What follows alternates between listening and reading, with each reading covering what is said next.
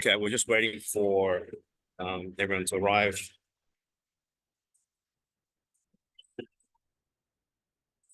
But we've done a few sessions on immigration to the United States of America.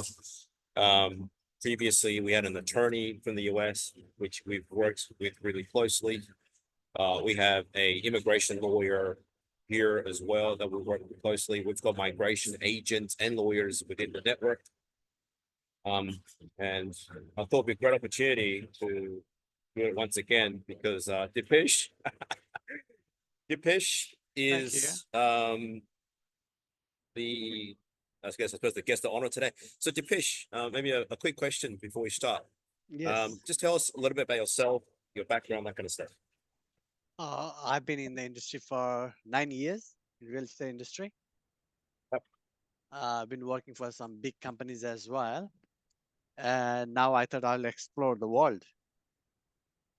Okay, cool. Why the US? I think US has a better life, I guess. Okay. Okay. And you said to me you want to go to what, Seattle? Yes. Why Seattle? I have got few family members in Seattle. Okay. Okay. Perfect. All right. Few, So few in Texas as well. So I'm still juggling between Seattle and Texas. sure. All right. So the first thing is obviously we're helping Dipesh to go to the United States of America. I'm going to say this: so very few companies can do this. The reason is very simple. It's because number one, you need someone willing to sign something off. Right, Dipesh. Number Yeah. two, you need to have a global network. So just because you work for Remax here, and nothing wrong with Remax, Remax is a great company, but Remax are franchised. A Remax in Melbourne is going to help you with a Remax in El Paso, Texas. They're completely different owners, right? Whereas we're a little bit different because obviously, we've got a LLC, a limited liability company. It's like a PTY LTD, right, in the US, and therefore that company will be the core sponsor of your visa. So that's the first thing. The second thing I always say to people that are interested in going to another country is obviously explore your options, right?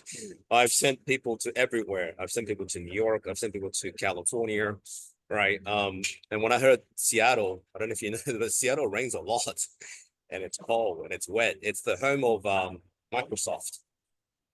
The first thing you want to do is if you go to our resource page, and Dipesh, are you going with the whole family or just what's you or First, I want to go myself. okay, Then probably later on, I must take my family. perfect. Okay, so we'll talk about that as well. So what I'm going to do is just briefly talk about the program and talk about obviously a little bit about Dipesh.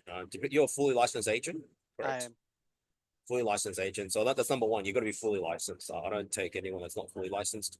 Number two, Dipesh is currently looking at these options. So all we need to do is obviously we need to get him qualified in a US state, right? And the US is much bigger than Australia, right? I'm very keen on the US market, but you need to pick one of these programs, right? And you'll see the first difference you'll see is the price. It's just crazy how expensive things are in Australia compared to the US. I don't know what the licensing cost is at the moment.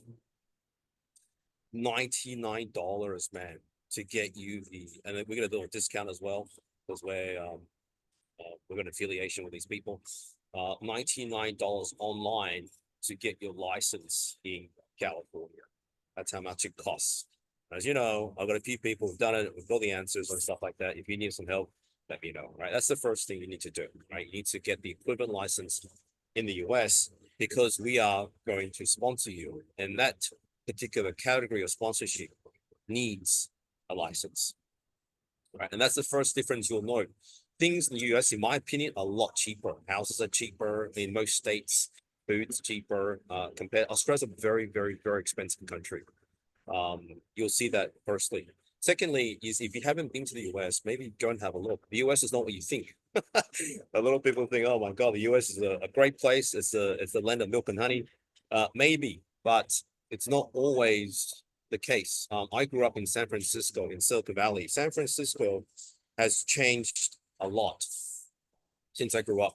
Last time I went back, it's full of homeless people now because San Francisco is so expensive. Um, that's the first thing is I would highly recommend have a look at the map of the US. Obviously, this potentially gives you a path to citizenship as well, which I'll talk about later on. But the US is a big country, and I still think the US is the #1 country for opportunity, in my opinion, right? Just my opinion, because it just has a lot more capital. And the first thing I would have a look at if I was you is pick a place because you need to do the license for that state. And unlike in Australia, right, there's very, very few mutual recognition agreements. You might have, I don't know, I can't exactly remember, New York with maybe Connecticut or something like that. But it's very, very few. Just because you've got California doesn't mean you can practice in Texas, right? That's the first thing to note is you need to pick the right state. And when you said to me Seattle, Seattle's all the way up here. It's freezing, man. I don't think to Seattle. Seattle's cold. It's on the border with Canada, right? The first thing I would do is have a look at the cost of living for that city as well. Texas is now going gangbusters, man. Texas is the state, right? Texas is warm, great climate, stuff like that, right? No, there's no requirement for age limit, Charles, in the USA for green card. And I still have to say, look, the American citizenship, the American passport, something I was very blessed with is very, very useful for many, many reasons, which I'll talk about in a second as well. But, you know, California now is along the coast here. If you go to Zillow, which we have a plug into now with the new CRM, you will see US properties vary drastically in price, right? The properties in places like San Francisco are crazy, crazy, right? Just crazy. And something to have a look at first before doing any research is crazy, crazy expensive because of the tech boom, right? All the billionaires live in places like San Fran all the way to even San Diego. Now, this stretch here of San Jose, right? This stretch here is full of tech people. The founders of you know, Facebook, Google, all that stuff is Palo Alto, which is around here somewhere, right, where Stanford is, and that all the way from here down there is expensive as hell, because a lot of people live in San Fran and they get a free bus to the Googleplex complex, right, in Mountain View, California. You can look it up, right? It's a beautiful complex, but it's so expensive. But I still think it is a great opportunity. And I asked one of my staff members to post this, and I think this is 100% true. Even if you don't go and live in the US, I think the experience in the US is phenomenal. You know, people like Farquhar, you know, the guy that founded Atlassian and Canva, right? Melanie Perkins. These guys had a massive stint in the US. If it wasn't for that, I don't think they would have got the money and the venture capital to be a billionaire, right? And this is serious money, right? This is serious money because the venture capital market and the entrepreneurship market, I think, is still led by the US, right? So that's the first thing to note. And in Dipish's situation, he's going to go by himself first, and then his family is going to follow him, right? The second question is, how do we do it? Well, there's all these numbers and letters here, and I'll quickly go through each one. Like the Australian migration system, and again, I've sponsored a few people to come to Australia, and I guarantee you, I can go into any college and there'll be people who desperately want you to stay here. Just like the US, there's people desperately want to go to the US. It's not about money. It's about who can sign you off? Who can you get a sponsor from? That's the question. So let's go through the different visa. Any questions so far? No? Okay. I didn't do any PowerPoint because I just didn't have time. But what I'll do is I'll go through the official website of the US Department of Immigration, and I'll show you what we do, right? And how we do it. So I know you've got questions, Charles, and stuff like that. So I will definitely answer the responsibility of a sponsor, the responsibility of sponsoree, what's the requirement of green card. I'll definitely answer. Give me 40 minutes and I'll finish it off. And then we can take any questions in the end. Firstly, sorry, is a question? No? Okay. So firstly, there's only two consulates, or three consulates in Australia. There's only Sydney, Melbourne, and one in Perth. So anyone even in Queensland, you have to fly to Sydney to get it done. And that's just the way it is, right? So the different visas are such. So the basic requirement, Charles is an immigration lawyer, immigration agent, right, Charles? So Charles can probably back me up. So, so I qualify as a lawyer. And as you know, immigration is big business, right? It's a great business. Basically, there's only 4 to 5 different ways to stay in a particular country, right?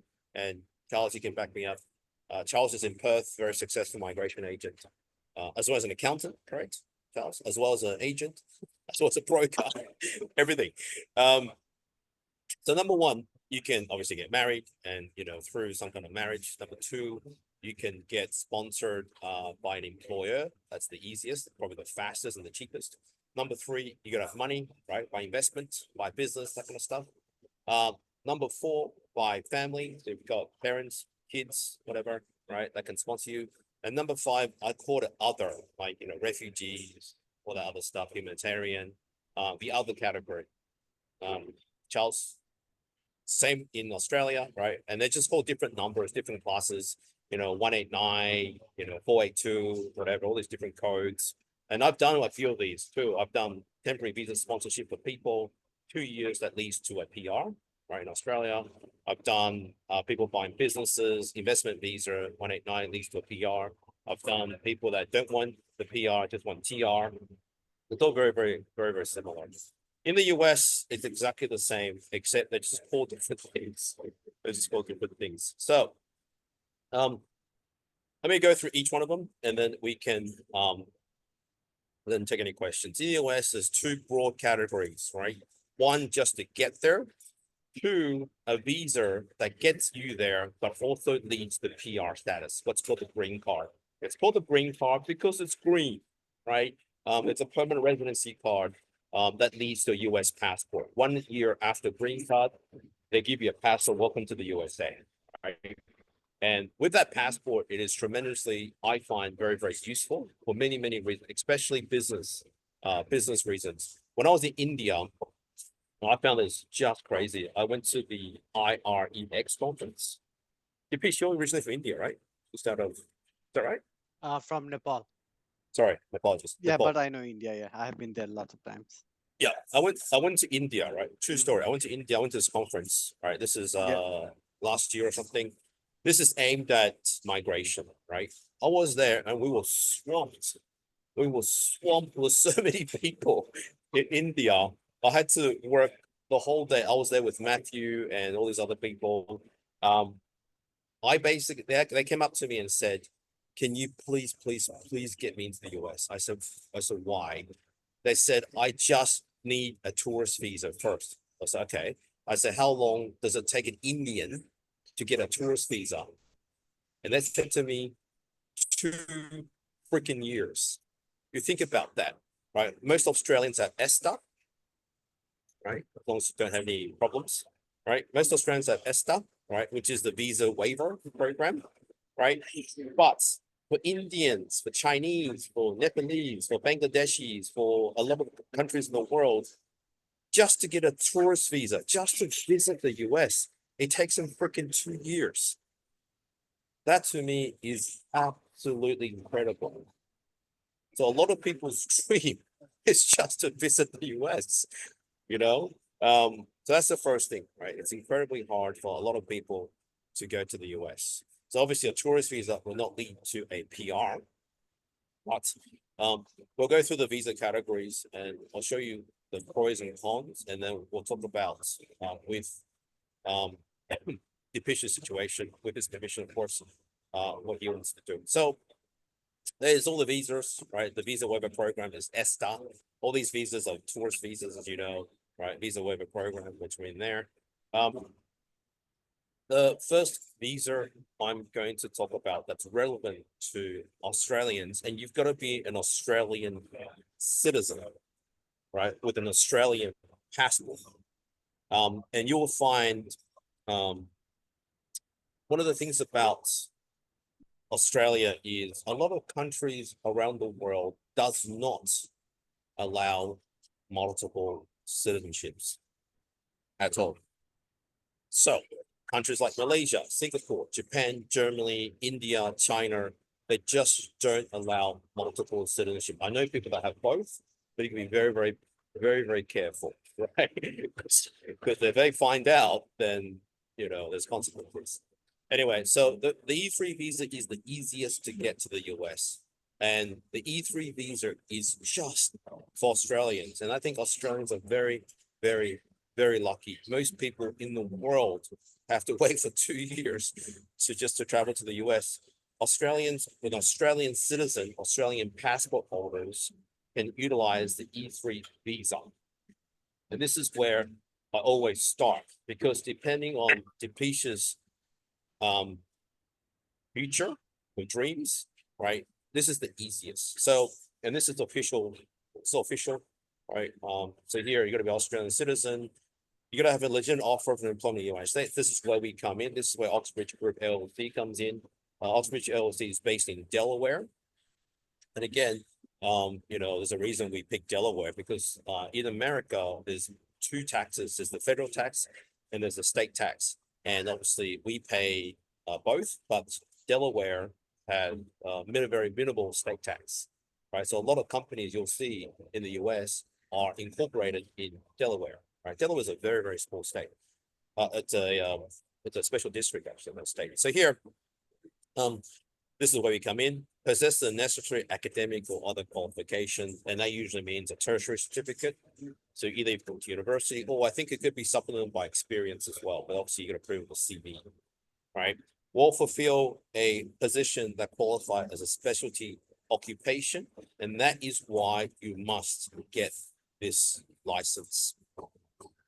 You must get the course, because that is classified as a specialty occupation. And so is mortgage broking, so is accountancy, anything that requires some expertise. So we can't accept, plumbers and stuff like that, but anything that requires some expertise, and that's relevant to our company in the US, as well as here in Australia. So that's where we start. Okay, Deepesh. So this is very easy. Why is it very easy? Because most people I deal with have already got a passport. I can come in and help you with this, because it is a legitimate offer from a company in the US, because we are a US company. I'm an American citizen. There's no reason why they will turn you down. Obviously, you have to go through the necessary checks as well, police checks, all that stuff. As long as you satisfy all that criteria, then you have no problem. And this is very quick. It's so quick. Here, the good thing about the E3 visa, number one, it's just for Australians. In fact, the E3 visa is so special. I'll show you something.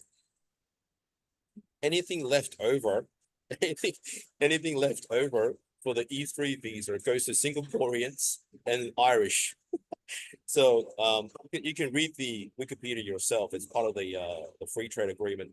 But what happens is the E3 visa is issued to Australians first, and if the quota isn't fulfilled, it goes to Singaporeans and then Irish, which is crazy. But that's how it works. Because Australia is the #1 priority under this program, and there's no other country in the world with this program. So that's why I think Australians are very special. Not New Zealanders, not Malaysians, Australian passport holders. So the second thing about the E3 visa is your dependents can come along as well. right? And obviously, you can do it yourself. It's very, very easy, or you can use a lawyer, but I just think it's so easy. Just do it yourself, especially for this visa. Your dependents can come along, and it is indefinite stay for 2 years with no maximum extensions. In other words, you can stay as long as you want. You can change employers, not a problem, but allows you the right to work and live in the USA. You can get a mortgage, you can do anything except obviously vote. But anything an American can do, you can do. Pretty much get a driver's license, get a social security number, um, anything. Right. A lot of people do this for the experience. They have no intention of getting the PR. They have no intention of getting the green card. They just want the experience for 2 years, right? Go to California, suffer around a little bit, meet a few people, meet a few of the venture capitalists, all that kind of stuff. Um, Start a business. Right. It's a great place for networking. And that's something that's definitely doable if you want that. And obviously the real estate position is probably just an official way to get there. But once you get there, you can do anything you want. The second thing about the E3 visa I really like is your dependents. So if Dipesh goes along as the main sponsor, his dependent, his kids, your wife can work. That to me is incredible. And I don't know if you know this, the biggest difference between the US and Australia is in Australia, man, all these students that come here, man, I've seen all kinds of crazy stuff that goes on. And a lot of students are not students, they're just economic, right? They come here, make money, send money back home, Western Union, that kind of stuff, right? In the US, under a student visa, you cannot work outside the campus. In Australia, you can work 20 hours a week, whatever, right? Unlimited during school holidays. I think it was relaxed recently as well, Charles, because of COVID. Now they can work as long as they want. In the USA, under a student visa, under J1 or whatever, you cannot work except on campus. So, for example, you're a PhD student, you can maybe get paid as a lecturer or something like that. But you cannot go outside campus, work at a Subway, right? In Australia, you can. That's a biggest difference in the US, right? On a student visa in the US, your wife cannot work. You can't work. So you got to be, either earning money from somewhere or savings or scholarship or whatever. Under the E3 visa, your dependents can work, right? That is crazy to me. That's crazy to me, and that's great, right? So that's E3, right? And the E3 visa is the easiest, but the E3 visa does not lead to a permanent residency. So you can extend as long as you want, but it will never give you the green card. And one of the biggest problems I find around the world, you can go to Dubai, for example. I know people in Dubai that's been there for 30 years, but the UAE will never give you a UAE passport because they just don't. They just don't, right? That's the policy because they favor the Emiratis. I know plenty of people from Bangladesh, India, whatever, China that go to Dubai. They will never get a passport ever. Doesn't matter how rich or you are. They will never give you one, right? Because that's the way they are. So, and I do have to say, there's one thing that you may want to do, and I don't know if people know this. It's called the green card lottery. And if you really, really, really want to go to the US is a diversity program, and you can apply for it now if you want, and go for the lottery. Pitch 5,000 people each year. You could go there through the lottery. If you get picked, welcome to the USA, right? Any questions? So that's the first visa that Dipesh and I are working on. So if Dipesh says to me, I do not want the possibility of a PR, then I'll say to Dipesh, let's go for the E3. It's very nice and easy. I'll just sign off as the director of the US corporation. I will sponsor you, and where we go. Easy. Any questions? Okay. There's other qualifications. So usually the US is a very, very, very, very difficult place to migrate to now. Especially, you know, I guarantee you under President Trump, man, this whole thing will be even harder because his policy is no more immigration because everyone's suffering from, you know, house prices and whatever, and they blame the immigrants. They blame the immigrants for coming in and taking jobs or whatever, right? I don't know how true that is, but that's the policy. But anyway, here, the second thing that we can look at is a lot of people try and go through the H-1B. The H-1B is, man, it is so hard. It's so hard. And you'll see people that have PhDs from Harvard and all this and that trying to get the H-1B. The H-1B is basically a sponsorship visa, employment-based sponsorship visa, right? But it's always filled within a month. It's a petition from an employer, just like here in Australia. We have the certification from the Department of Immigration for sponsorship, right? And for sponsorship, you need to have, in Australia at least, you have two criteria. You need to have more than 5 employees, and you need to have a turnover of $1 million, right? They're the two criteria for employer sponsorship, right, Charles? In the US, it's a very similar kind of system. To sponsor someone in the H-1B, obviously you need to have certain criteria to sponsor that person. But the H-1B Dipish is very, very, very difficult. I wouldn't even bother because you're up against people like at Google, right, who are just talented, right? PhD from Stanford engineering, you know, top of IIT from India. You have zero chance competing against them, right? They're just extraordinarily talented people.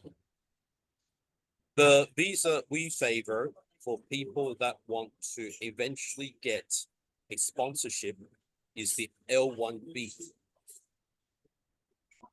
And this is something that will lead to a PR status, right? Obviously, you can go on an E3 and then you can transfer to another visa like the E1 or the E2, which I'll talk about in a second, or the E1B, right? E1B or E1A, right? But the L1 is basically an intercompany sponsored transfer visa. And that leads to a PR status, leads to a green card. And what it is basically you are an employee here. You are going to be an employee in the US. I sign off, sponsor you for the transfer. You go to the US, you become employee of the US corporation LLC. And therefore, you then get a transfer visa on an L1B visa. The L1A is much more stricter. This is for executives and managers. There's a certain salary that you have to meet. The L1B is much easier. If you read the L1B, have a qualifying relationship with a foreign company that is Oxbridge Group LLC. So we are branch, subsidiary, affiliate. So we are, I suppose, an affiliate or subsidiary, doesn't matter. Currently we'll be doing business in the US, definitely true, right? You will be directly employed by us in the USA. Doing business, definitely, because you have a license in the USA to do real estate, to do finance, whatever your qualification is, right? So you're doing business in the US. Generally, the employee must have been working in the organization, i.e. the Australian organization, the sponsoring organization for more than 1 year, right? So again, this is something to consider. For a lot of the visas we have in Australia, for example, I recently just did one, a temporary visa for someone. 2 year, 175K threshold leads to a PR, right? It's the same kind of principle. You need to be employed with us for 1 year. So be seeking to enter the US under the same knowledge, which is true. You are going to be doing real estate or brokering, whatever you're doing in the US, right? And the US market's very, very similar to the Australian market. Obviously, it's a commission. Commission is a lot higher, right? It's 6% usually commission. For new homes, for new projects, it's even 8%, 10%, 12%. real estate agents and brokers. So the difference between a broker and an agent, firstly, a broker is a principal of a licensed agency. Um, so a broker and an agent are used interchangeably, but they mean the same thing. So that's the L1. You see under the L1 visa, right? Obviously, you can take your dependents with you, right? And then obviously, they can obviously apply for employment as well. And that's the L1B visa. So the L category.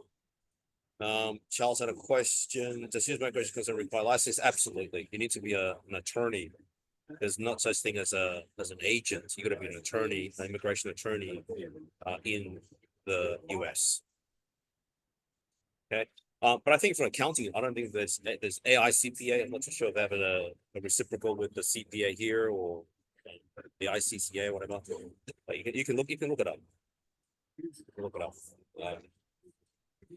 So maybe so that's the second option is to go through the L1B intro company transfer visa, which does lead to a green card.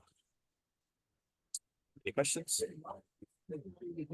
So the way we do that is obviously if there's a company here in Australia, a registered company, P2LTD, there's a registered company in the US, an LLC based in Delaware. Obviously, we transfer the employee from one company to another. And it's very simple, I'm the director of both companies. I'll just sign off if you want that kind of stuff. The third option usually we go for is go on the E3 first and then transfer to another visa.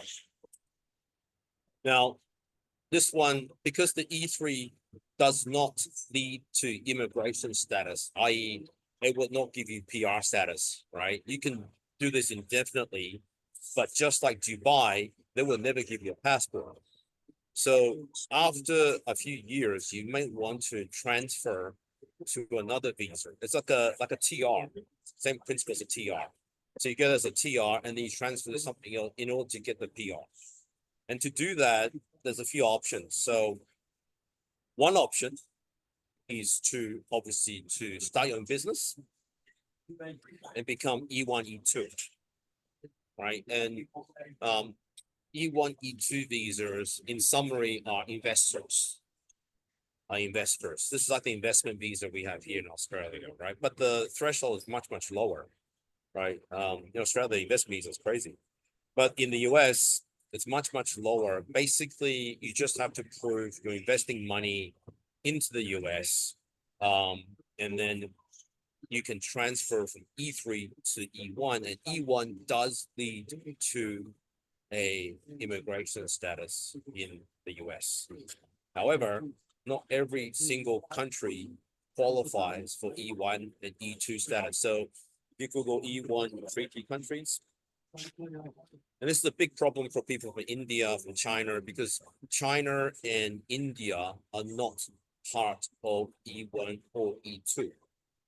And so a lot of the people in India and China go to a third-party country like all kinds of crazy places, St. Kitts, the island in the Caribbean. That's a big market. When I was in IREX, a lot of Indians and Chinese were going to St. Kitts and Grenada and all these different crazy countries because of Bermuda was another one. They just want all here, all down here, all these countries down here, all the Cayman Island countries, right? Because that led or Dominica, St. Lucia, all these countries, Grenada, Antigua, all these countries allow them to get a passport, which then qualifies them for the E1.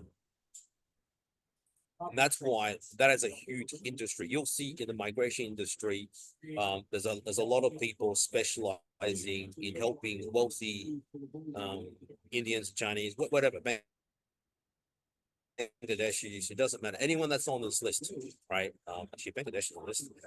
Anyone that's not on this list to get a third-party visa, so they get another passport, and using that passport, and then go to the US through E1, E2.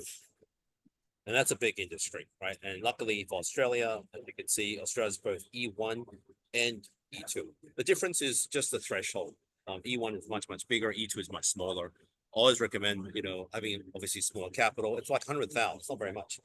Once you get there, you start a business, right? You start a business, you start an LLC, you put money into the business. And obviously we have lawyers in the US, which I can recommend, and they'll help you get the E1, E2. After E1, E2 for so many years, then you can transfer to E1A, E1B, and then you can become a PR.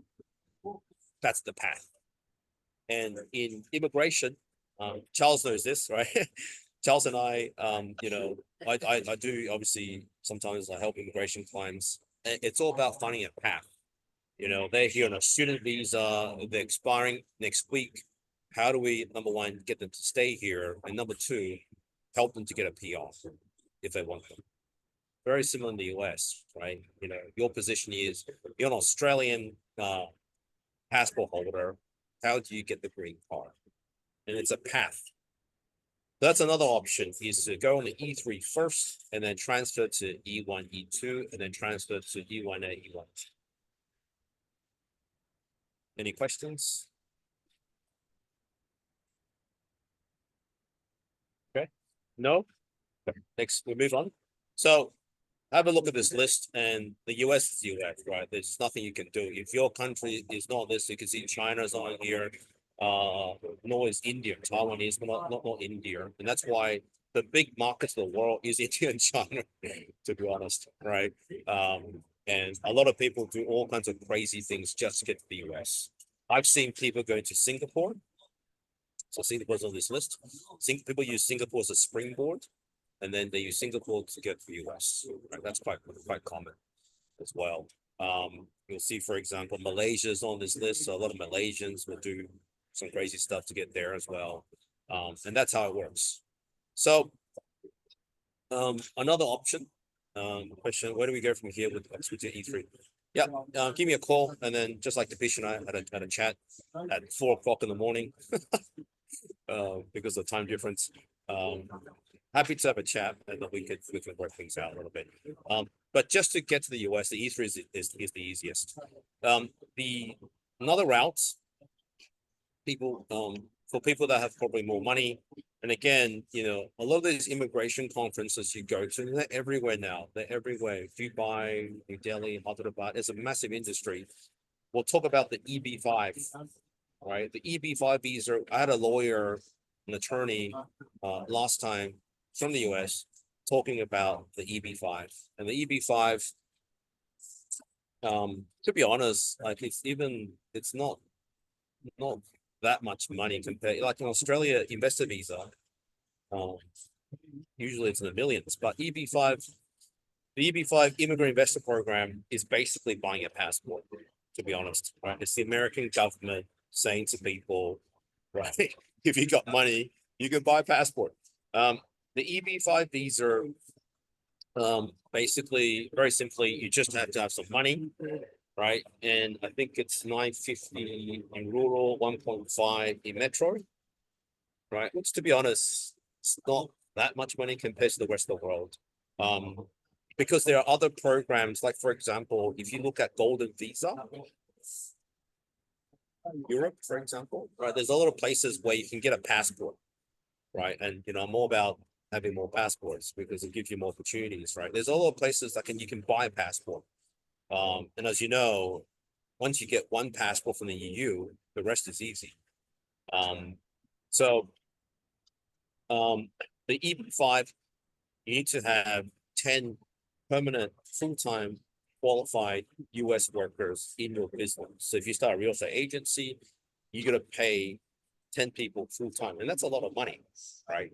That's $500,000 for 2 years, right? So it's only 2 years, but obviously you gotta have some money behind you because this is a fast track into PR status and the US passport, right? So there's a lot of talk about, especially wealthy Chinese, wealthy Indians. That a lot of people have, if you watch the last session, you will see the EB5 is all Chinese and Indians because They don't qualify for the E1, E2, right? They certainly don't qualify for the E3, right? And it's very, very hard to find a sponsorship. Very, very few people can do what we do because very, very few organizations are willing to sponsor. Because to sponsor, like the Australian program here, and Charles will know this, we have to prove we can't find someone here, correct, Charles? So we have to advertise on 2 different platforms, 30 days, blah, blah, blah. We have to prove to the immigration department there's no local Australians that can satisfy that role, right? Therefore, someone from overseas is more preferable, and therefore that's a sponsorship. It's exactly the same thing in the US under the sponsorship, except for the E3. The E3 is automatic because of the Australian preference. Right, Charles? And so that's another option where I think if you've got money, you can definitely do it. And there's a lot of people before Trump gets in. I don't know what's going to happen to the EB5. I suspect at the end of the day, it's about money, right? The US government wants money, wants people to create jobs, right? That's why, the threshold for EB5 in rural areas is smaller because they want jobs in places like Michigan or Ohio or Alabama, these places where they're not metro. So that's Australian is kind of messed up. That it is kind of messed up, but the Australian government is not making it easy anymore. Like I've heard, they're trying to cut students, and because Australia has gone through enormous migration after COVID, just huge. And I think the government is like, well, we can't take too many immigrants anymore because we don't have housing. The rental market's crazy. And I think it's the same thing in the US. If you look at the rental market in the US, it's absolutely crazy. The cost of living's gone from the roof.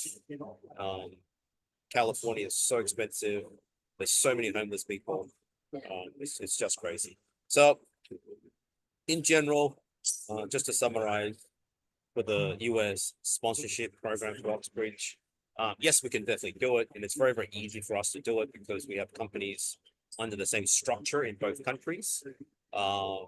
Companies like Remax and EXP, and they just can't do it because obviously who's going to sponsor you, right? Who's gonna give you an employment contract? So if you are looking for just a short-term experience in the US, go through the E3 first, and then once you get there, we can think about switching you over. Well, the lawyer in the US or the attorney in the US can switch you over to EB2, EB3, whatever, right? These EB 1, 2, 3, 4, these are immigration-based visas that get you a green card, whereas the E3 does not get you a green card, right? It's 2 years indefinite, but it doesn't give you, but your dependents can work, which is great. So if you're looking for that short-term experience, E3 is the best. It's the quickest. It's just for Australians, and it's quick. Look at this. Chinese capital. There's a lot of people tap into that market. So how they work is, money comes in, and then they set up funds, especially developers. So what happens is the money goes into a fund, and then that money to developers, and then we can sell the stock for the developer in the US. It's a very common business model because the EB5, you can create jobs through a developer because you are putting money into a development project. Give us a sense of cost of living in the USA. Yeah, no problem. So we do believe Sydney is more expensive than New York. I can show you. So I mean, Australian, the USA, are both very big countries. There's one thing I don't know if you know this, but the US, if you look at the size of the US, it's about the same. It's about 350 million. Australia about 27 million. So it's about 12 times, 13 times the size, right? And most of the people live on here, just like here in Australia, and here on the coast. In the middle, it's like in Australia, it's very few people, right? And you'll see, like during the election, you'll see this is always blue, this is always blue, and all the stuff is always red. It's because the rural people always support the Republicans, and all the wealthy bankers and all that kind of stuff, they all support the Democrats, the blue people, right? So in terms of cost of living, this is my experience, but Sydney is very expensive. It's more expensive, in my opinion, than the US. But the US, obviously, it's a very diverse place. I mean, if you compare New York, which is, I think, the most expensive city, maybe in San Francisco, Los Angeles, in the US, to something like if you go to Texas, I love Texas. It's a great place. Even something like Houston, for example, much cheaper, much cheaper. Um, and all you have to do is just you can go and Google these yourself, do a calculator search on how much is the cost to live in the US. But the US is a big country. It depends on where you want to live in the US. But my general impression is things are cheap in the US for me. Fuel is definitely cheaper. The cost of living is cheaper. Rent is definitely cheaper. If you go out to the big cities, then definitely cheaper. So you can see like there's many of these websites. Australia has generally a higher. Um, Australia is generally more expensive. You can see Australia is more expensive than the US, but just depending on where you are, because it's such a big country. The other question I had was, what's the processing time? EV3, quick, very quick. So as I said, the E3 is the easiest, right? So what you have to do is obviously collect some documentation. So it's nothing really. It's just all the usual stuff, right? All the usual stuff. You get a copy of your passport. You have to go to an interview, by the way. You have to go to an interview. You can't sponsor yourself, right? I have people that ask me, "Oh, if I go and register a company in the US, can I sponsor myself?" No, they'll reject you pretty quickly. You do need a arm's length sponsor, right? And so what you have to do is you have to book an appointment with the consulates. You can submit everything online these days. It's simple. And then I think no one misquote you. I think it's so quick. I think it's like 5 days. Yeah, it's 5 days. Something like that. It's so quick. You do have to go to an interview though. It's fine. There's actually a website. The US government has a website that tells you exactly how long for different visas. And you just have then this is the one I use all the time. It's the Sydney one. If you want to, get sponsored, so I think it's an Australian Square. So it's at the very top. Just go and book an appointment, and it's very quick. E3 is very quick. It's the quickest of all the visas. Yeah. Okay. So it's just a option for our members. I don't do this for everyone, but for someone like Dipish, who's been with us for a long time and obviously wants a different experience, more than happy to have a chat. It's actually find the link. There's actually a website where you can actually search how long for each visa. I can find it anyway. Anyway, as I said, I'm happy to have a chat anyway. How quick do you have to enter the US after getting the visa? I actually don't know, but I can find out.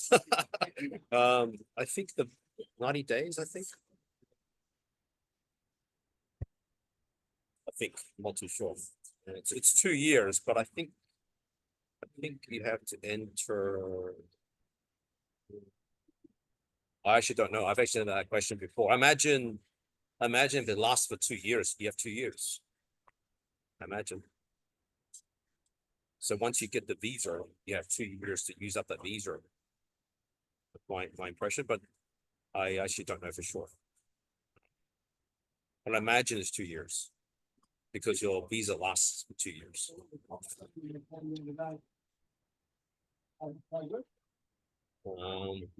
Any other questions? So is that in gist of how we've worked in the past? And just it's not just the US. Similar programs exist for other countries as well, like in Australia. Like if you got someone that really, really desperately wants to stay here, and there's so many of these people, happy to have a chat. And Dipish, right? You've got situations like that.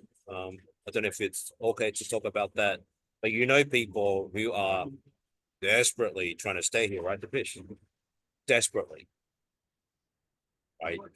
Um, Yeah, there right, there are and a few peoples whom I'll talk to you later. a lot of people Yeah.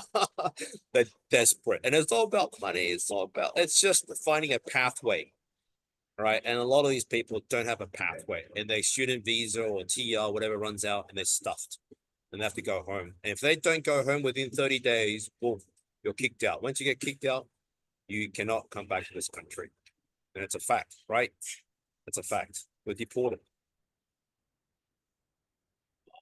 And what you don't want is you don't want a rejection.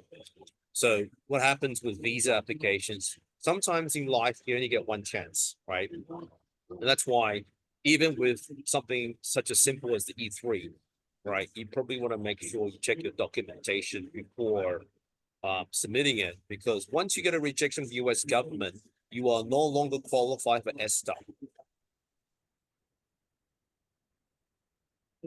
right? The ESTA, yeah. Are all the countries, I know like we've got our guy trying to get from UAE to Australia, but are all the countries in terms of being over a certain age limit, do they all offer the visas in terms of they've got to buy something here or do something, or like is it different if you want to go say Australia, USA, or say UAE or Arab Emirates come to Australia if they reach over a certain age like 40, 45? Are they all the same? You need to purchase something to come here, or need to get married, for example, or Stan, our friend can get married, sure. No. So Australia obviously is different. So for those who don't know anything about migration law, I think migration is a phenomenal industry. I really do, especially if you're an agent or broker, because I do a lot of these cases. Like, do you want to have a client?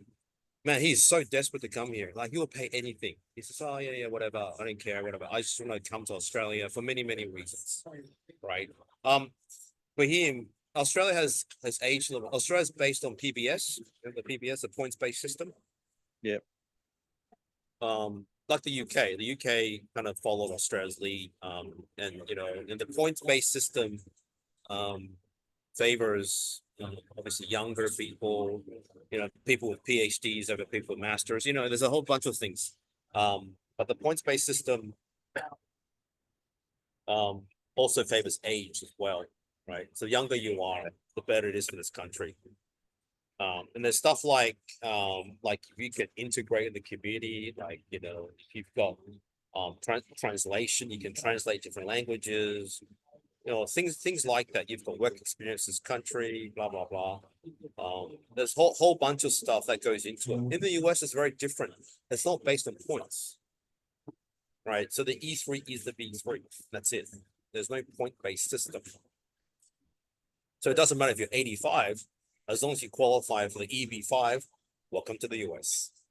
If you can hire 10 employees within 2 years and pay them full-time salary, and you've got 950, whatever, in the rural area, welcome to the US. If you have an Australian passport and I can give you a letter to prove that you're employed in the US in New York, right? E3, welcome to the US. There's no age limit. Right.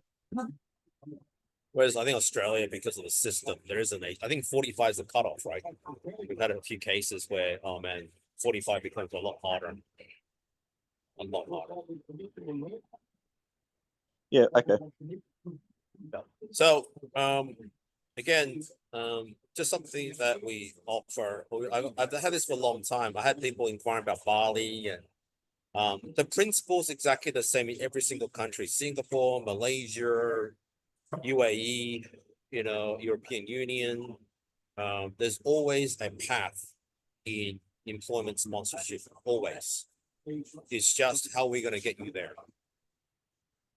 So places like Canada has a path, right? Singapore has a path, Malaysia has a path, right? Usually employment is the easiest and it's the quickest. As long as we have an operation, a company based in that country, there's something I'm sure we can do. Are there any other questions? L1B. Yeah, sure. So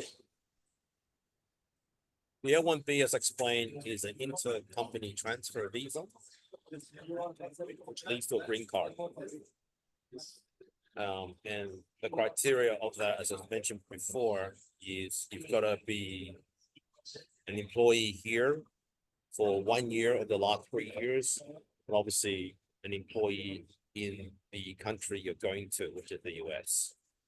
So the whole system is very similar, like everything's the same, it's just for different things. Like, for example, you know,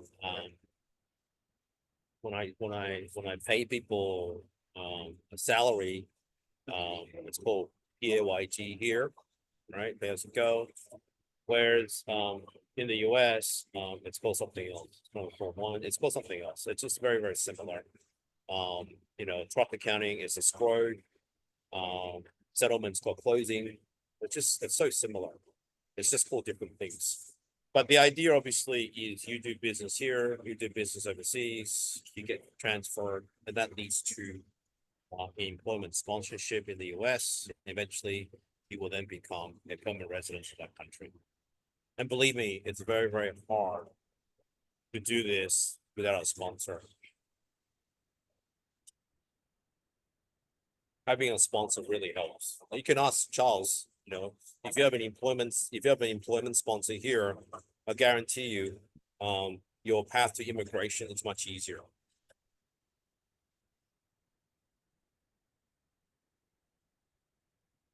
Are there any other questions? Okay, one last thing I want to talk about is the opportunity for agents and brokers, our members, right?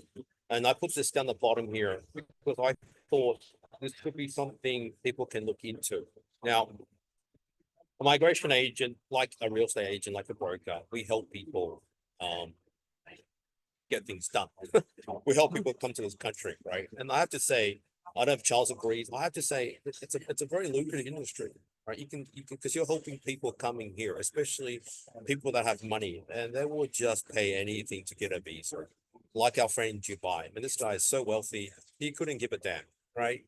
I mean, obviously, I've known him for a long time, and he's a bit of a penny pincher, but look, it doesn't matter. He's got plenty of money. The question is, how he's going to get here? And we're still working on that. We're still working on that. But he's already committed to doing something to get his visa. So last thing we'll talk about is the migration business is an excellent business. And whether you are doing it in this country, right? So obviously if you speak in the language, like you know, speak Lebanese, right? You can help people come here. To be a migration agent, it's actually not that difficult. Not that difficult. It's harder than being a real estate, but again, we go through, and again, you can do it yourself, but you'll see you have to study the course, and it's always offered at the university level. And there's only a few universities in this country that will do it. Like for example, UTS will do it. You can search for the course. But being a migration agent, I think it's a great profession. If you are a lawyer, you're actually exempt from the course. So if you can get a JD or LLB or something like that, you can get exempt from the course. But to be a migration agent,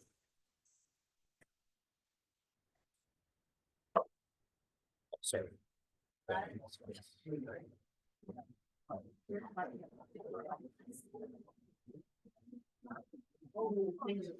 You have to study a course, a diploma. So there's only a few universities that will do it, and it takes between 1 to 2 years. But once you get it, you can be a migration agent.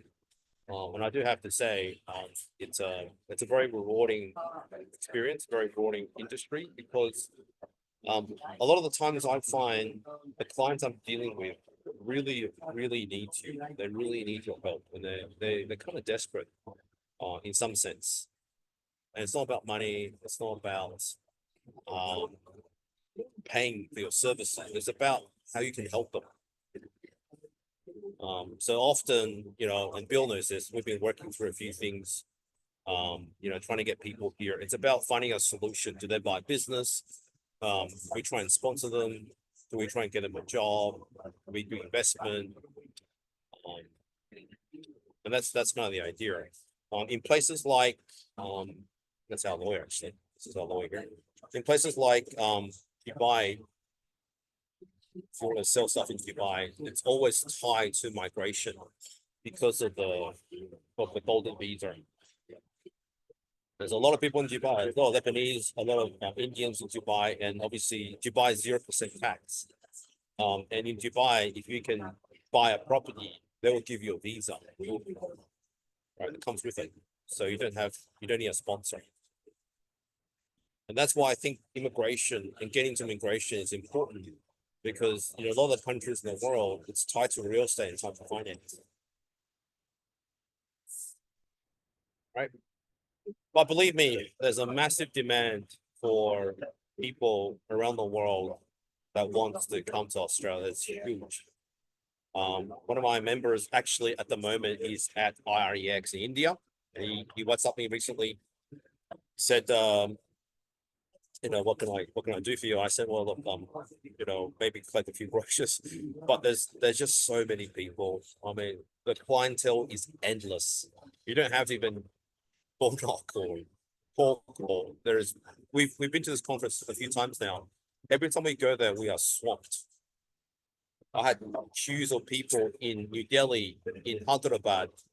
I don't know how long, because there's just so many people that want to leave India. I had this guy in India, in New Delhi. I remember this true story. He had this massive company, right? And I said to the guy, why do you want to leave India? It's a great country. He says, have you seen the air quality in New Delhi? I said, no, I haven't. What is it? And if you look at, true story, if you look at air quality in New Delhi, right now, it's dangerous, man. It's dangerous, right? There's even newspapers about that, news articles about that right now. And he says to me, number one, I want to get out of India because the air quality is terrible. I said, okay, no problems. And secondly, he wants his kids to go to top school. He says his kids are very lazy. And you cannot get into IIT, you cannot get into the top universities. We might as well spend some money in going to the US, because by going to the US, when they come back to India, they're more advantageous in the marketplace for jobs than from a local graduate in India. I said, okay. True story. And when I said to him, he needs some money because he wants the EB5, right? I said, okay, you need some money to get the EB5. So he got the phone out and he went to ICICI, which is the bank in India. He said, you want to see how much money in my bank account? I said, okay. He turned around and I think it was something like 10 million USD, which is crazy. And I just thought, wow, that's a huge market. True story. Ajit was in India with me. Ajit. And Haji can hear me. Haji was in India with us 1 year. But anyway, so to cut the story short, if you're interested, let me know. I'm trying to help Dipesh at the moment, his family, obviously. But maybe Dipesh, maybe you want to pick a state. That will really help us. Pick a state. Yeah. Sorry. Thomas, yeah, just a quick question. How much does it cost for the E3? So like organizing everything and also getting a lawyer. Cheap. Yep. And do you need applications cheap? Application is cheap. And do you need X amount of money sitting in the bank? I don't know what it is. I can't remember. Okay. No. And do you need go on. Sorry. No, I'm just saying the E3 visa is very special for Australians. If you're an Australian citizen, I would definitely take advantage. But you know how many people around the world that would die to get the E3 visa? Yeah. Literally, I'm not kidding you, because the E3 visa, I don't know how or what happened, but the E3 visa, even the Singaporeans, Singapore is one of these countries where I think it's one of the world's most powerful passports now, but they've got visa free everywhere. Even Singaporeans can't get this. Even the Irish, they can't get this. Yep. I'll show you something. I would say if you're an Australian, that's the first place to go. Yep. Where's the thing that says about quota? There's a quota thing. But it's cheap. It's not expensive. Oh, okay. And do you need to have X amount of dollars sitting in the banks as well, or how does it work with the process? No.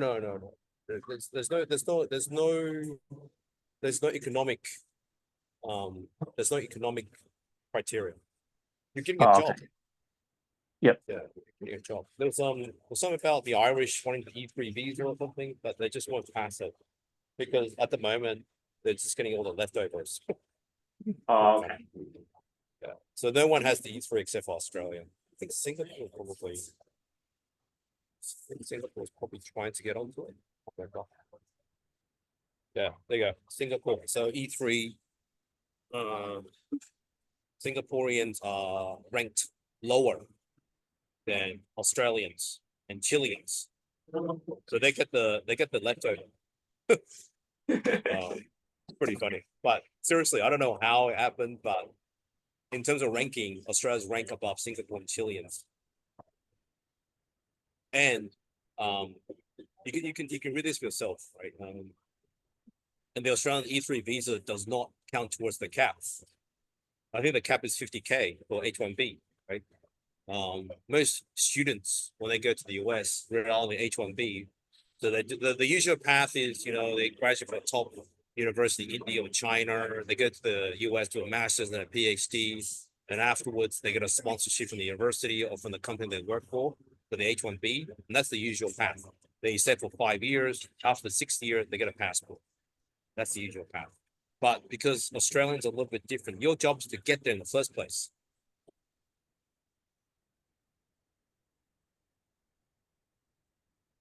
Yeah, bachelor's. That's another thing too. I don't even got a bachelor's. We need a bachelor's or experience. Anyway, I think I'm going to stop it there. Any other questions before I head off? It's just something I thought would be interesting for people to know. We do have a program, but it's not very well promoted, I suppose. But I don't really want too many people either. But it's something we offer our members if you so wish to have it. If we want to explore further, what is the next step, Paul? Give me a call. Dipesh gave me a call at 4 o'clock in the morning. Okay. Yeah. And I said, no problem, let's have a chat. But Dipesh, I knew Dipesh, Paul doesn't sleep. I don't sleep. Yeah, I don't. But when are you thinking? You're thinking pretty quick, right? You're thinking pretty quick, right? Yes, correct. Yes. But also, so Dipesh, you're thinking pretty quick, right? You're Yes. thinking, yeah, okay. And what's the main reason? Just experience, or Yeah, just want something different? Just experience, yeah. Yeah. Yeah, I think that's a great thing. Life is so short, man. Life is so short. If you want to do something, do it before it's too late. Anyway, I will leave you guys on that note. Any questions, let me know. But this is something that we do offer people on a very select basis. And I think if you not just the US, Indonesia, we've got another program. Indonesia is again very similar. It's called the KITAS, right? But it's a very similar principle. We have a company in Indonesia, especially Bali. It's same thing, right? KITAS is the name of the visa in Indonesia. And obviously we have a company there, we sponsor you, blah blah blah. Same situation. Right? Give me a sponsor. So how about Thailand and China? Do you have it, or just only Singapore, Malaysia, and Indonesia at the moment? Thailand, I can look into it, but not really, because the demand. Thailand at the moment has a lot of Russians. A lot of Russians. Everyone's going to Thailand, but I haven't really looked into Thailand. I've got a company in Singapore. I think Singapore is first, then Thailand. Singapore is obviously a very wealthy country. Plenty of money. We just want to be there. But India and China definitely in the future. Because there's unlimited opportunities in India and China. There's just so many people. You wouldn't believe how many people we had in India. It's crazy. unlimited, and that's what I'm saying, you know, get qualified migration, just like Charles, so you can help yourself and your family with more opportunities. It's a great market. Immigration is a great market. Anyway, I'll leave you guys there. Nice chatting to you. This has been recorded as well, but give me a call if you want to find out more. Thanks, Okay. Paul. Talk to you soon. Perfect. I think that's Thank- bye. Bye. Bye. Bye.